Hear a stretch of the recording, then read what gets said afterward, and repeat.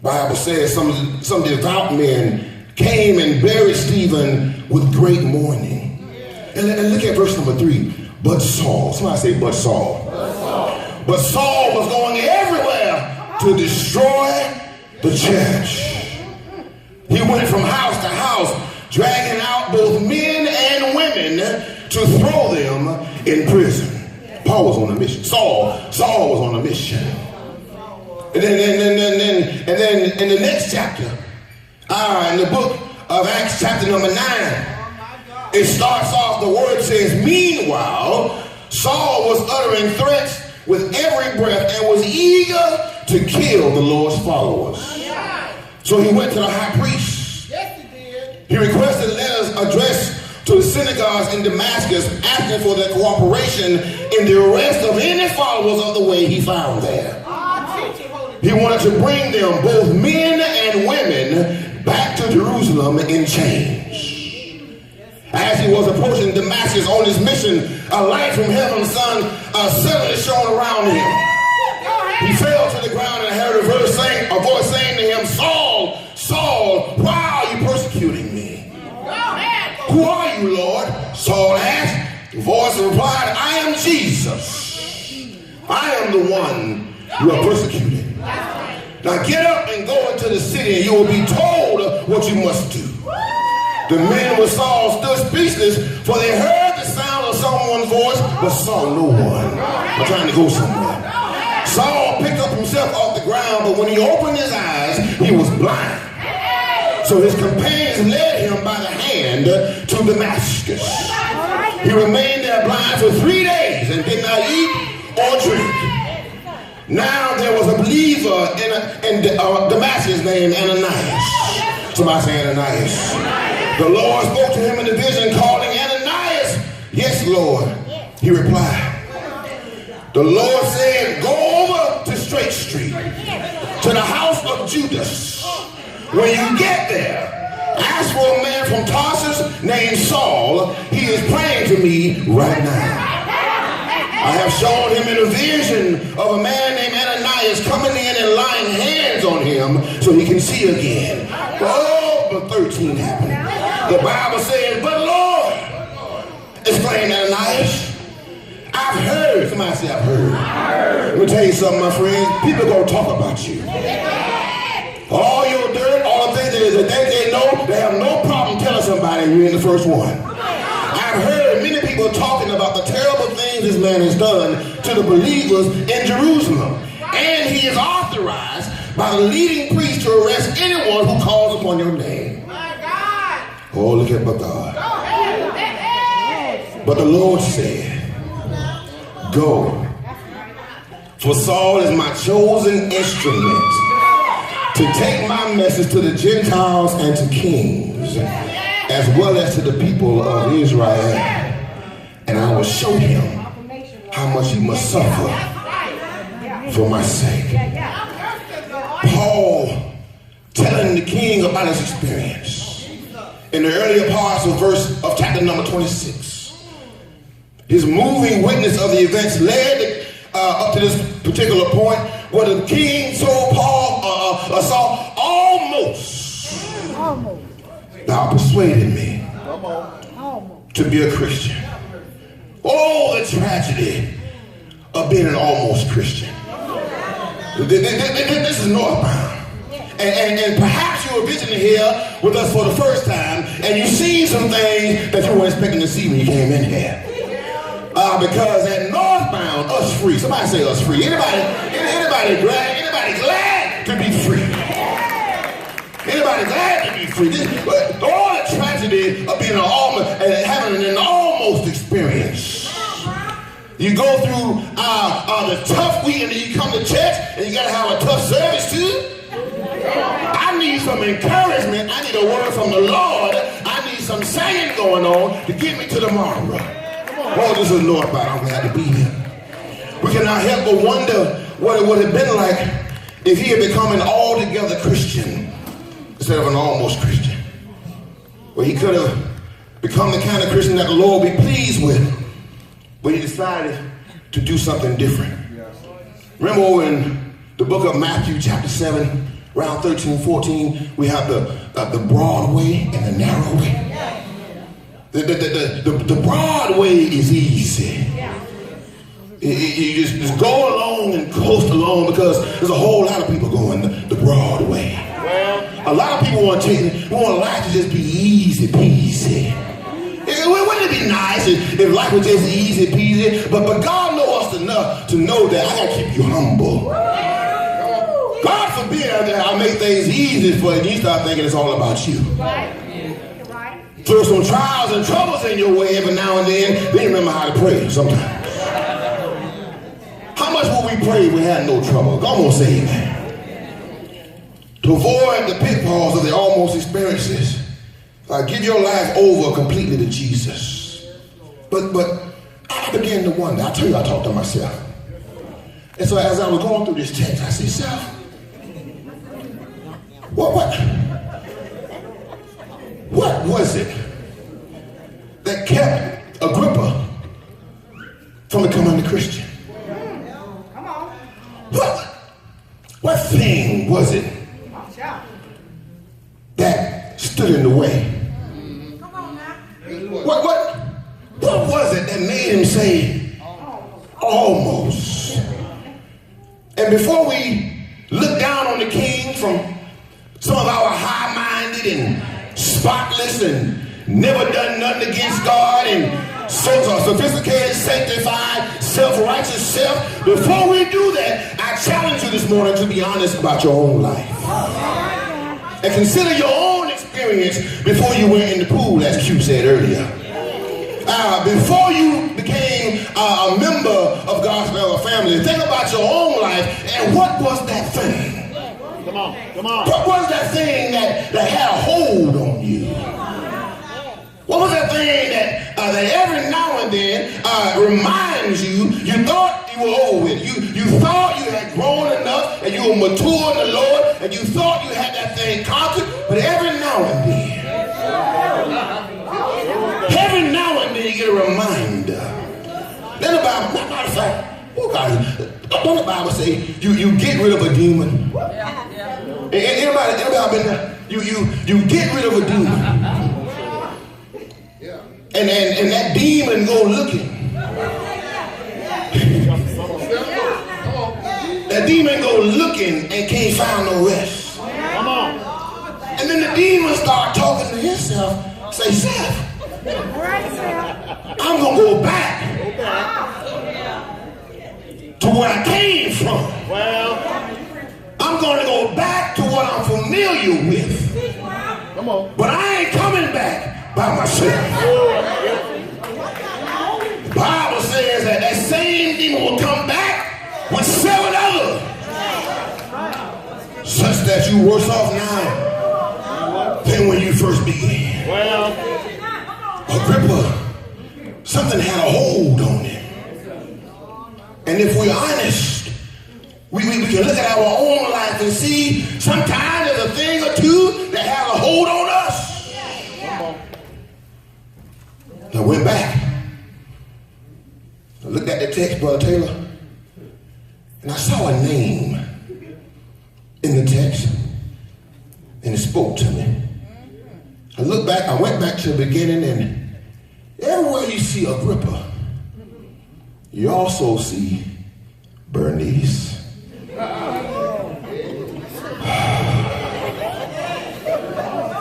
Y'all ain't gonna help me, boy. Did I tell y'all that I love you? Did I tell y'all?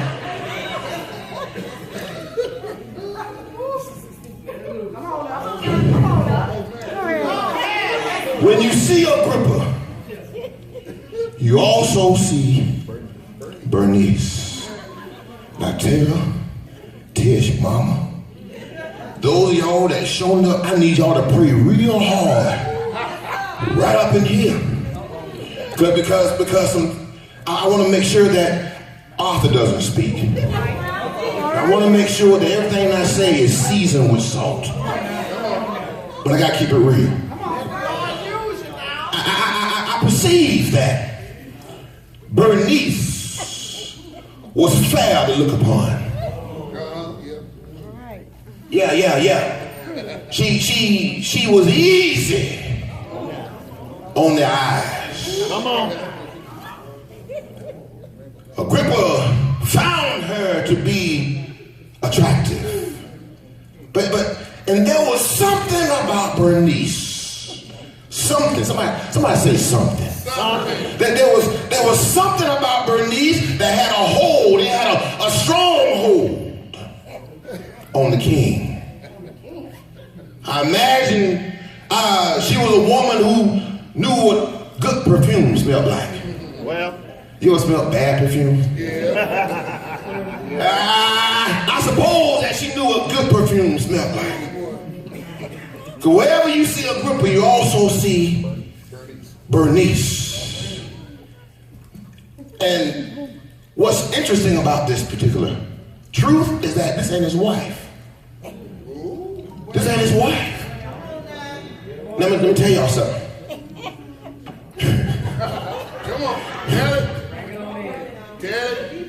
Keep it real. Tell it. We love you too. Come on. Let the Lord use you now. That part right there. Let the Lord use you.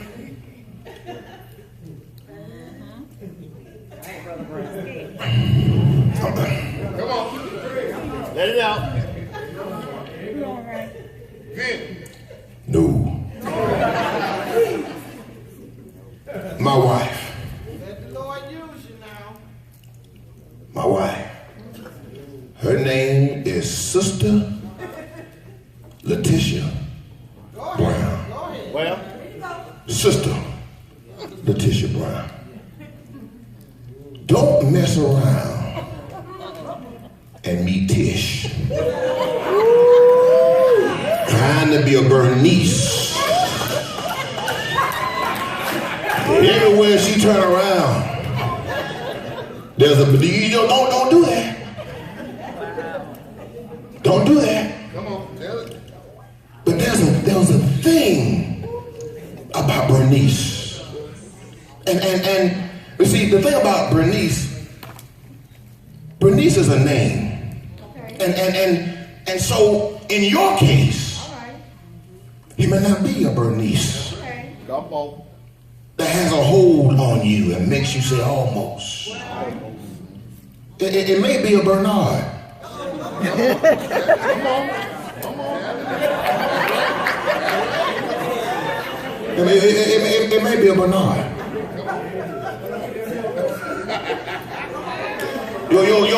Your Bernice, your Bernard, that it could be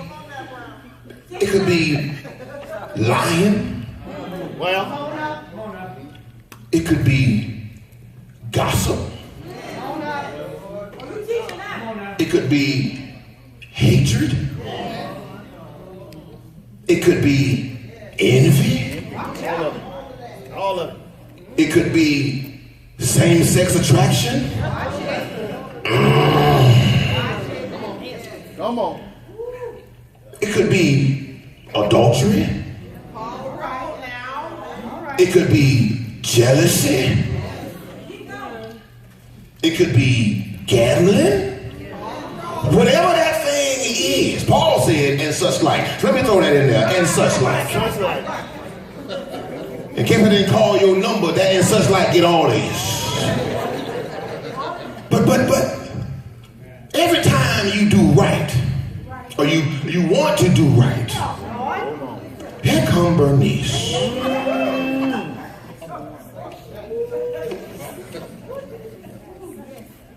The first word on that vision is real.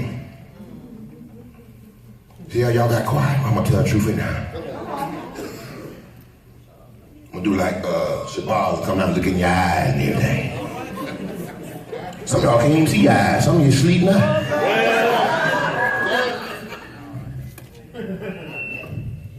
Paul said, when I want to do right, when I want to do right, Bernice always always there. Is that in your Bible? It don't say Bernice, it says evil, but the point is there's a thing. There's a thing that the devil uses, and the devil has no problem reminding you of and using to keep us down. Using to keep us a guilty distance from God. Uses us to keep us from almost fully surrendering our will to his, to God's, in other words. That thing, that person, that relationship. Some of our jobs are in the way between us and God. Come on, that's right. So let's not get high-minded when we look at Agrippa. You see, church folk, I don't know sometimes, church folk are a trip. You ever know that they can tell you all about your business and excuse all of theirs? You ever know anybody like that? Anybody? Agrippa said, Paul, almost you persuaded me. But see, Paul, what you don't understand is that there's a thing that I'm weak to.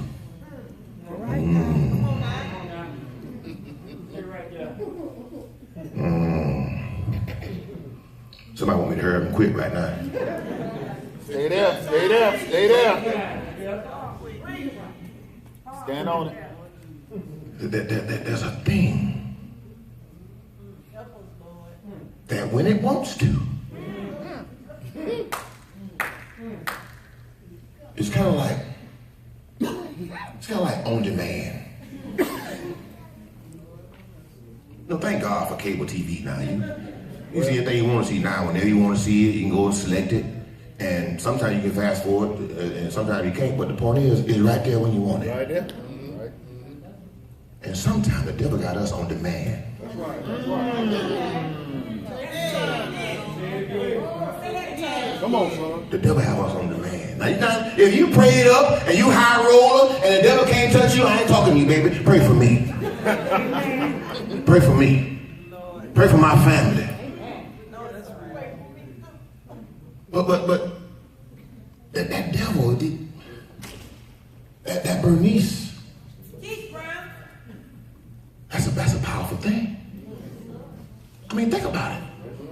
Think about it now.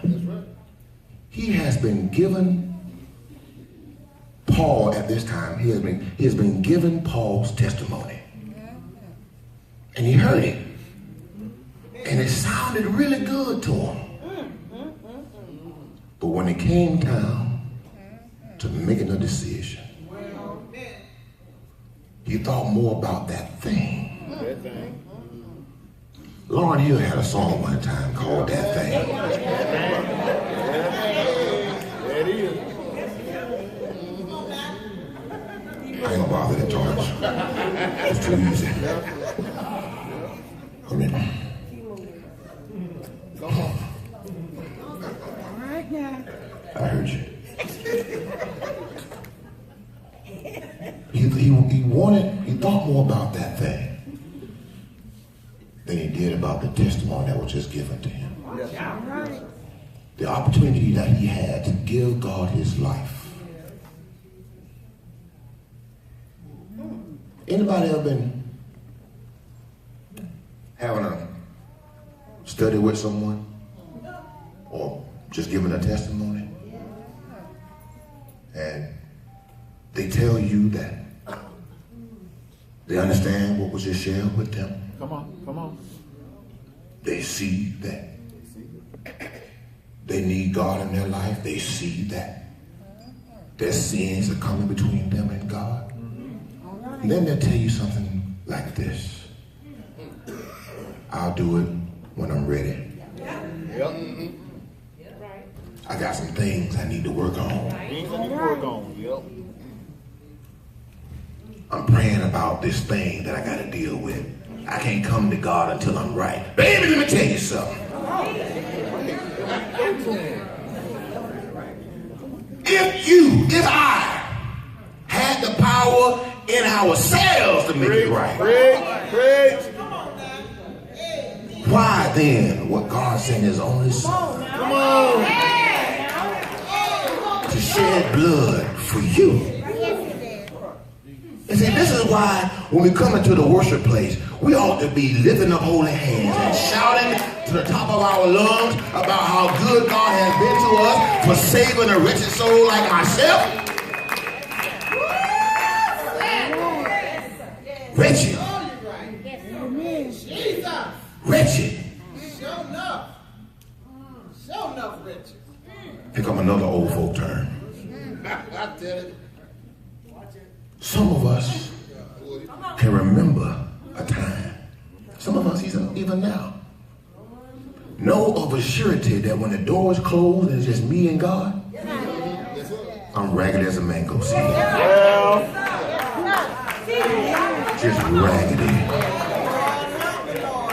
On my best day, raggedy as a man, just raggedy. All dried out. You know how the strings, you know mango seed look like? Y'all eat mango. Y'all eat anything around here? You know what a mango is? I'm sorry, I'm too close. I'm sorry. Mango seed, you never seen a mango seed before? Raggedy. Most other seeds, you spit them out, it's nice and compact and ain't no hair on it. Mango seed just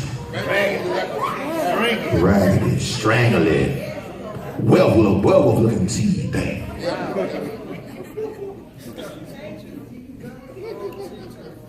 Almost. That thing. But you know the beauty of all this. I'm gonna shut it down right here too. We got some other stuff we gotta do. You know the beauty in all this? The beauty in all this is God already knew. Already knew. Amen. He already knew that there'll be some times when we struggle. That flesh of ours. Help us, Lord. You say what you want to say. But that flesh, the Bible tells you and I that the flesh has its own will. Help us, Lord. The flesh has its own will. And will show up Show out. and show out Show enough now. at some of the most inconvenient times. Amen. The devil will use anything and anybody